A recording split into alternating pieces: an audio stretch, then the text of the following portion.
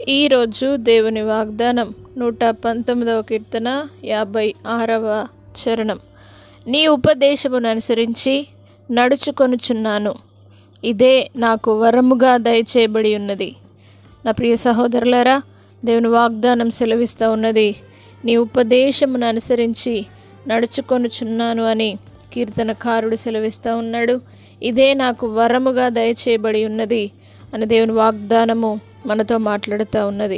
నా ప్రియ సహోదరులారా, ఈరోజే దేవుని సన్నిధానానికి వచ్చి ఆయన ఉపదేశమును అనుసరించి ఆ ఉపదేశానుసారంగా నడుచుకొనుచు దేవుని వాగ్దానం సెలవిచ్చిన ప్రతి మాటను బట్టి ఆయన వాక్కు ఆయన మందిరంలో నుండి బయలువెలుచున్నప్పుడు దాన్ని వరముగా స్వీకరించి దేవుడు నాకు ఈ వరాన్ని దయచేశాడని ప్రతి ఆదివారం దేవుని సన్నిధిలో విశ్రాంతి దినాన్ని పాటించుటకు పరిగెత్తుకొని రావాలి అని దేవుడు కోరుతూ ఉన్నాడు. దేవుని ఉపదేశమును అనుసరించి నడుచుకోవాలి.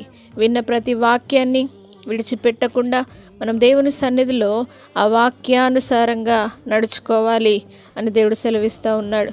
ఆ వాక్యాన్ని విని దానినే దేవుడు సెలవిచ్చిన విధంగా ఇదే నాకు వరముగా దయచేయబడుచున్నదని భక్తుడు సెలవిచ్చిన విధంగా ఆ వరాన్ని మనం పొందుకొనుటకు ఆయన మందిరంలోనికి వచ్చి ఆశీర్వాదం పొందుకుందాం. ఆయన ఉపదేశాన్ని అంగీకరిద్దాం. ఆయన ఉపదేశానుసారంగా జీవిద్దాం.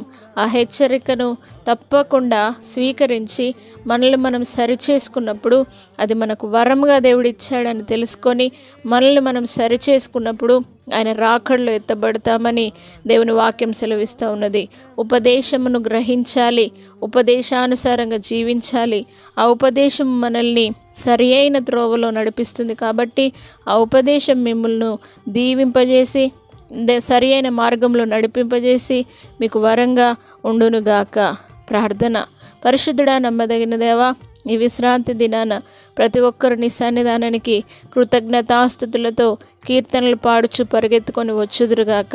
అదేవిధముగా దేవా, నీ ఉపదేశమును వినుటకు వచ్చుదురుగాక, నీ ఉపదేశమును అనుసరించుటకు వచ్చుదురుగాక, నీ ఉపదేశమును అనుసరించి నడుచుకొందురుగాక. ఆ ఉపదేశము నాకు వరముగా మీరు దయచేశారని ప్రతి ఒక్కరూ తెలుసుకొందురుగాక. అలాంటి కృపను ప్రతి ఒక్కరికి మీరు అనుగ్రహించి నీ సన్నిధిలో నుండి ప్రతి ఒక్కరిని ఉపదేశము ద్వారా హెచ్చరించి సరిచేసి అద్భుతమైన మార్గంలో నడిపించగలరని నజరేయుడైన యేసు పరిశుద్ధ నామమును బట్టి అడిగి వేడుకుంటున్నాము తండ్రి. ఆమేన్.